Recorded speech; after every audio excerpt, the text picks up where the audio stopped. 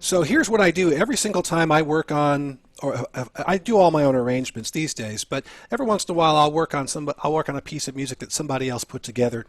And what I like to do is I like to do a little exploration of the territory so that I have a real good idea on how I want to approach things before I get there and have to make a split-second decision. I check out the lay of the land and make a thoughtful approach. Which fingers am I going to use? How am I going to make these transitions? Where do the navigation points take place? Things of that nature.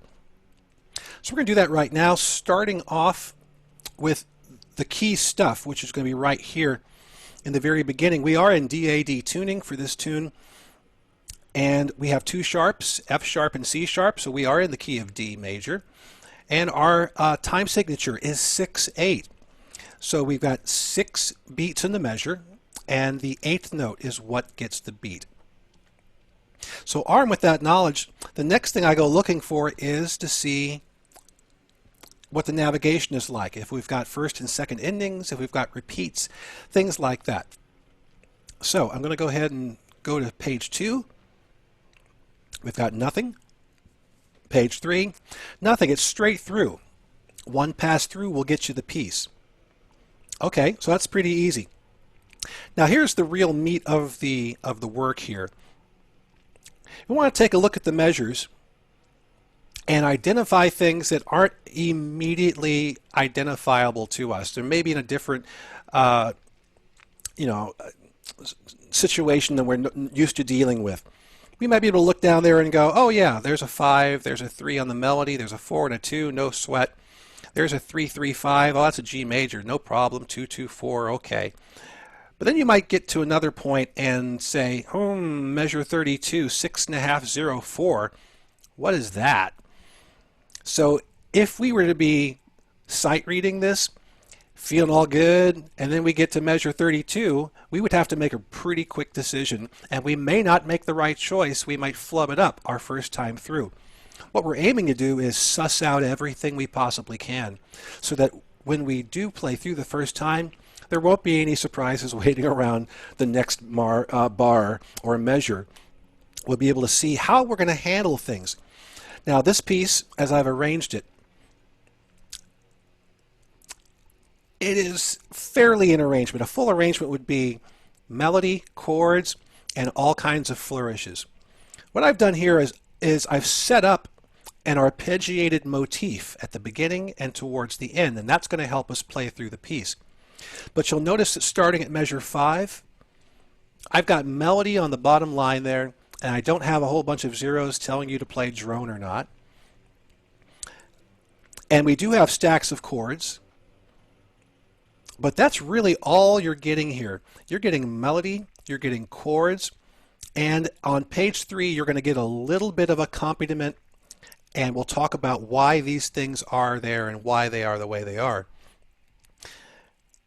I like to leave it up to people to be able to discern what the melody and chords are and then put their own feel toward it based on the stuff that we cover in the workshop. So this is the time when you want to go through the music. You want to try and keep your fingers on those strings as long as possible, because as soon as you take your fingers off the strings, we introduce the possibility of getting choppiness because that note is cut off so suddenly. We also want to say, well, I normally would use this finger, and this finger on this chord, but I've never used this chord with that melody before, so maybe I don't want to lead off with my thumb. Maybe I actually want to use a different finger for maybe a measure or two until things get back to something I'm more used to. And sometimes you will have to use alternative grips that you are not used to doing when you come into an arrangement of a new piece of music that maybe you're not familiar with. For example, when I first started playing mountain dulcimer by tablature, it took me a while to learn familiar chord shapes. You take a look at page 3 and you might say, there's a lot of stuff on here that I'm not familiar with. 9, 10, 11, 0, 4, 6.5 maybe, 5. I mean, some of those might not really jump out at you. And so I like to get people to put their fingers on that and then play the melodies that surround them and make those decisions before you play through it the first time. And that's what this whole exploration is all about. So we will talk about it after I do the demo. I will go through measure by measure and make my suggestions on transitions and things like that. And then once we kind of get an idea about that, we can start talking about expression, pacing, and fill in little things you can do with the rhythm to keep the thing moving along. So that's our plot here for a piece also known as Cantik De Noel.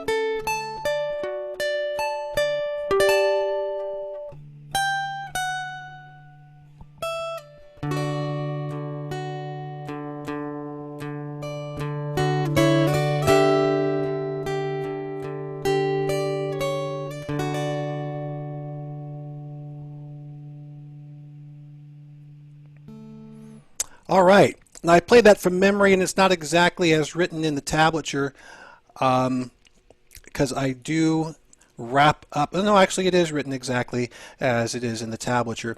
Often when I do play it, I end with the arpeggiated motif that I began with, so or something else. So typically you could do this.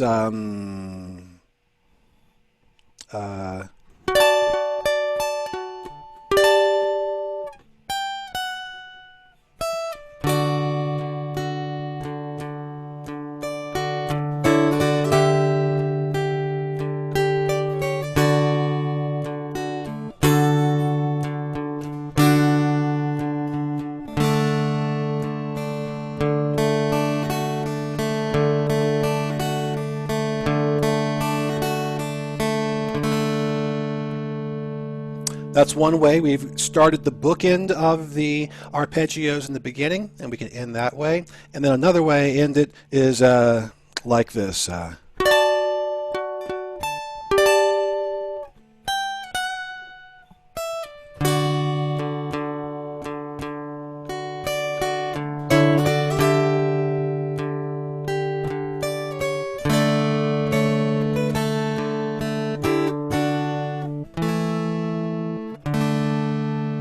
So there are many different options, but those are a couple different ways.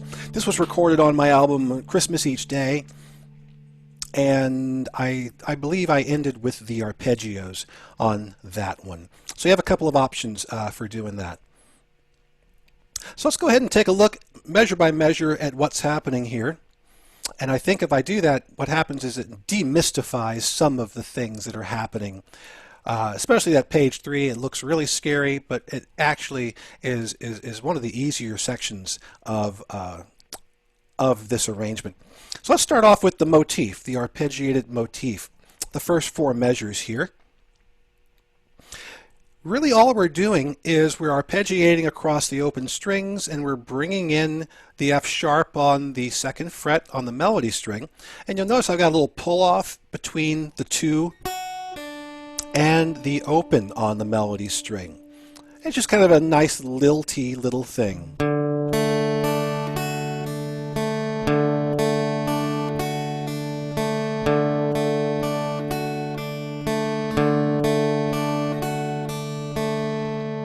Okay, that's a motif that, once established, it actually lingers in the background of the listener, even though it's not present. Because I start with it,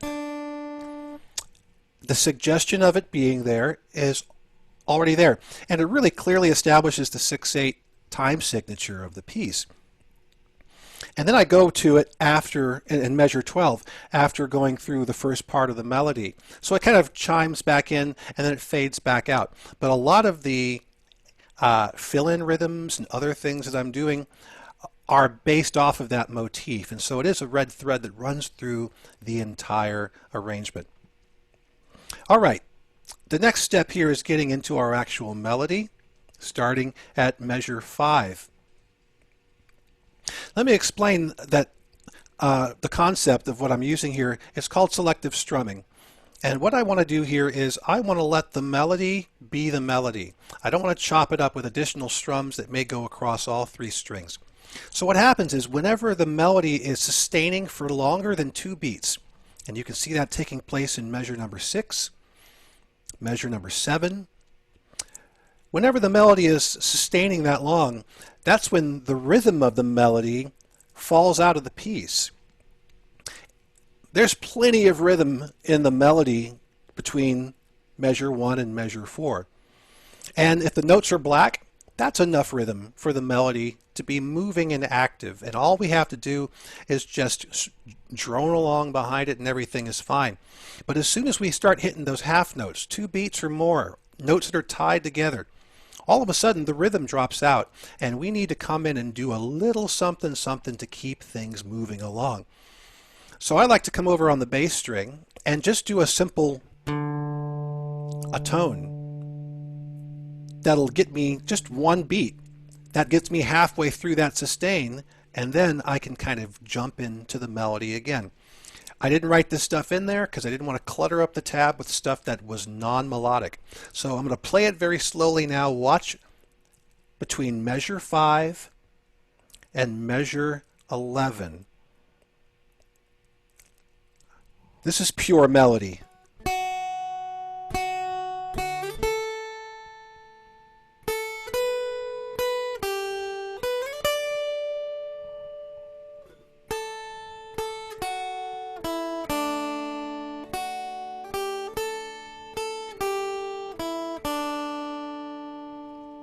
Lots of long pauses in that melody.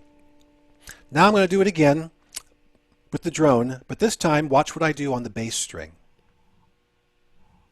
And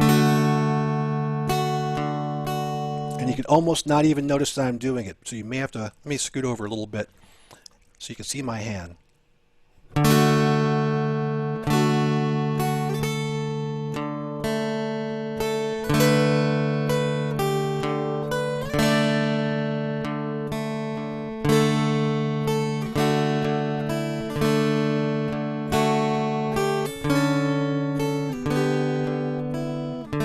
And I'm doing a little bit of harmony there. That's not written. I'll show you how to do that real quick. But again, watch what I do on the bass string.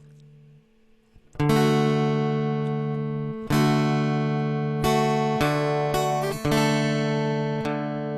me do that again.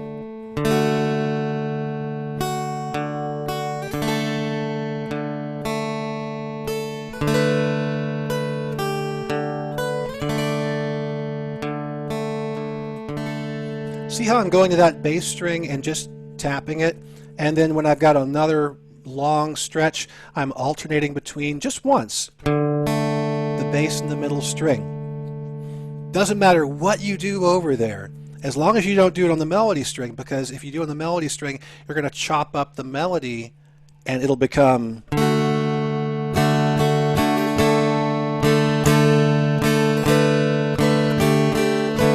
and you've added too many notes to the melody, and it just doesn't sound right. Our aim here is to preserve the melody exactly as it goes. And so when the melody is sustaining for longer than 2 beats or so, do something rhythmically to help it along until it kicks back into gear with those black notes again. Doesn't matter what you do, but I love coming against that bass string because it's almost like the bass player has an extra little part going on. You're not moving, you're not going through a bunch of different notes, but that bass suddenly just sort of shows up as counterpoint. And that's the sort of effect that we're looking at. More of an arrangement for one dulcimer. You're splitting it up into 3 different dulcimers. A lead part, a alto middle part, and a bass part.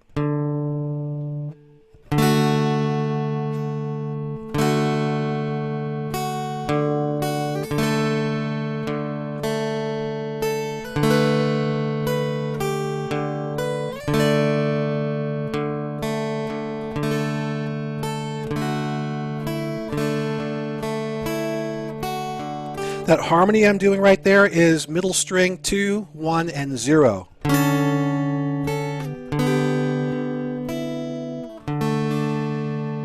Just a little harmony to help that walk down in measure 11. So if you want to write above the 4s, write a 2 on the middle string. Only if you want to. Only if you want that harmony in there. Above the 4s, write 2s. Above the 3, write a 1. And you're going to keep that 1 there above the 1. So 2 above the 4, a 1 above the 3, and then keep your 1 on the middle string above the 1. And then you'll go back into your arpeggios. You'll notice a split arpeggio, bass string, melody string, downbeat of measure 12. That's for when I was playing this as a finger-picked piece. That would be called a pinch. You don't have to play it that way, but basically a pinch would be doing this. Pick against the melody string, middle finger against the bass string, squeezed and plucked to sound at the same time. I really don't play it that way. I play it exactly as it's written, measures 1 through 4. Okay, so we've done measures 12 through 15 in the beginning. So now we're at measure 16.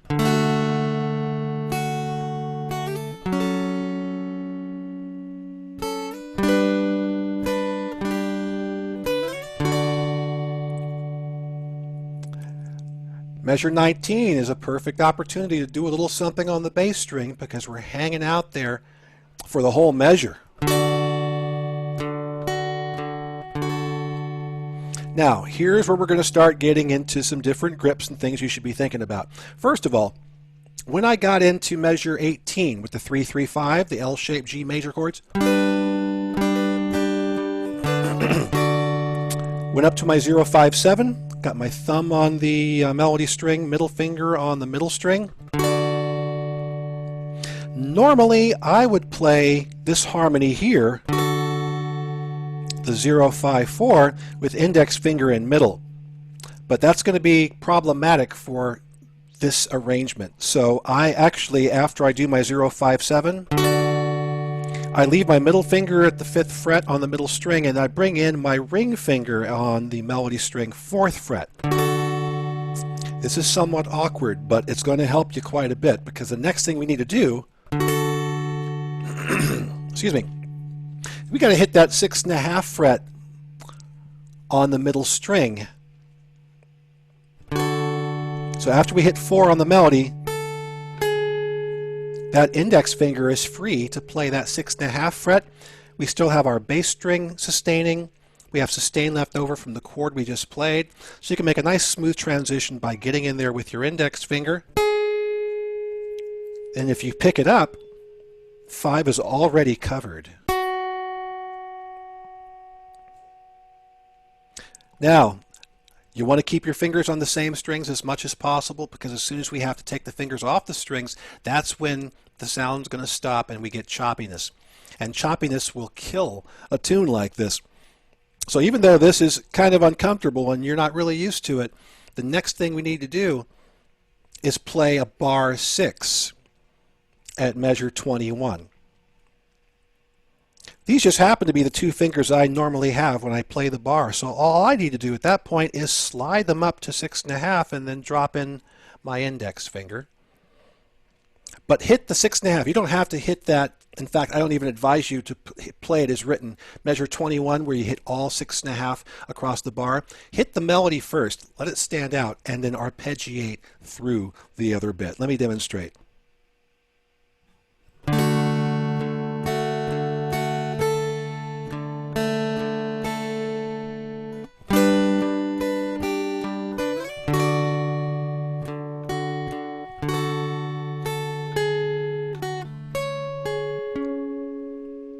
See how I walked and arpeggiated across that? The melody note is at 6.5 on the melody string, so it's the most important thing. Land that first, and then decide how you want to treat the rest of it.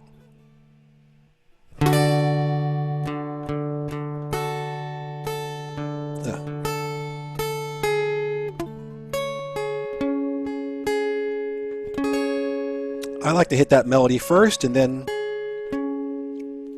give it a strum after the fact. The next thing we're doing is writing that middle string, 7, 8.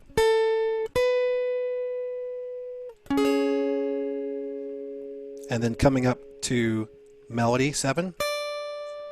6.5's already covered. And then send this whole thing down to the 2nd fret and just make sure you hit that melody string at the 2nd fret first. And then I like to bounce back and forth between the bass and the middle. So let me play that again from the 2nd O Holy Night.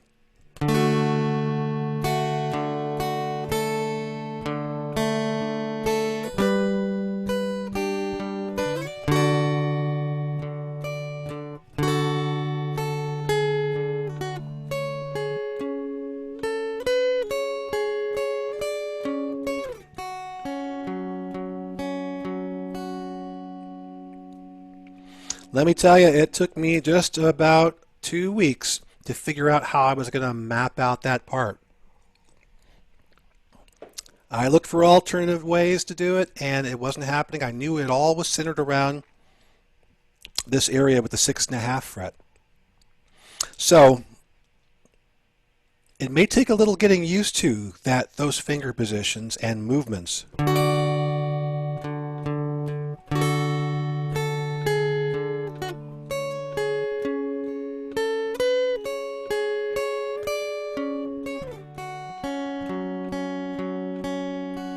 That's probably the hardest part of the first 2 pages, right there. That will require a little bit of work to smooth out.